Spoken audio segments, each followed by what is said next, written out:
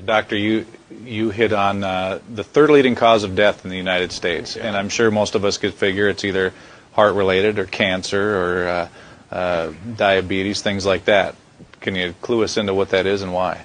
Yeah, okay, and thank you for asking that, because this is the 10,000-pound gorilla in the room that nobody's talking about. The third leading cause of death, as published in the Journal of the American Medical Association, is MD-directed treatments. This means you go to a medical doctor, an MD. He gives you a treatment and you die from it. According to the United States Department of Health and Human Services, 15,000 Medicare patients a month are killed by MD treatment. And nobody goes to jail. A handful of terrorists fly 2 planes into the Twin Towers. 3,500 people die and we go to war. But 15,000 people a month are killed by medical doctor treatments, and we don't bat an eyelash. This is because we have been, I don't want to say brainwashed, that's not the correct term, but we have been, for the last 100 years, kind of led into this false belief. You know, I think it was Marcus Welby that started it, that the medical doctor is king and knows everything about everything. And really, you need to just shut up and follow your medical doctor's advice. Most people in the United States have no idea at all of the history of the evolution of medicine in the United States. In the early 1900s, it was a relatively level playing field between the chiropractors, the osteopaths, the homeopaths, and the MDs. In 1915, 1920, there was something called the Flexner Report. The Carnegie Corporation funded this man named Abraham Flexner. He went all around the country, and he went on stagecoach and train and horseback. This was before the interstate highway system, right? It took Flexner 5 years to do this. He went all around the country and did an inventory of all of the medical schools that prescribed drugs.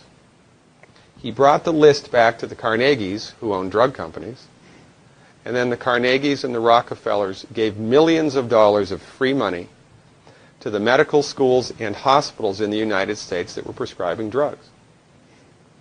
That was the beginning of the end. After the Flexner Report, there was no more level playing field in the United States.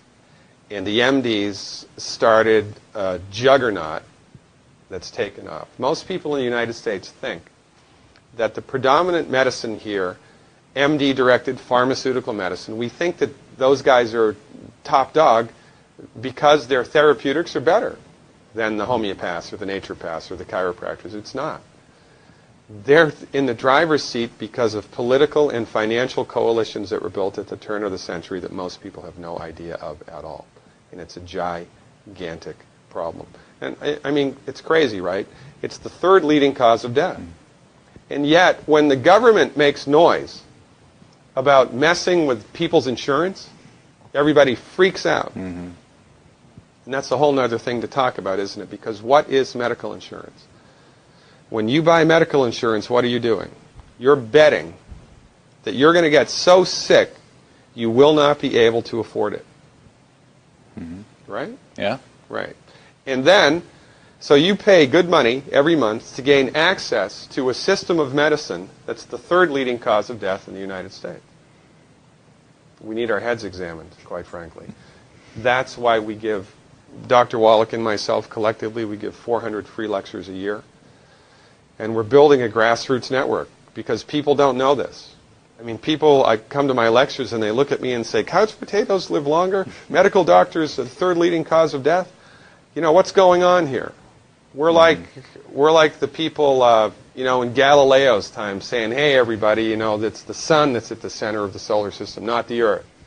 Well, hey, everybody, the Earth is round, it's not flat. Or, hey, everybody, slavery's a bad thing. Right? This is we have a social agenda here. Why do we have a social agenda? Because people are suffering needlessly.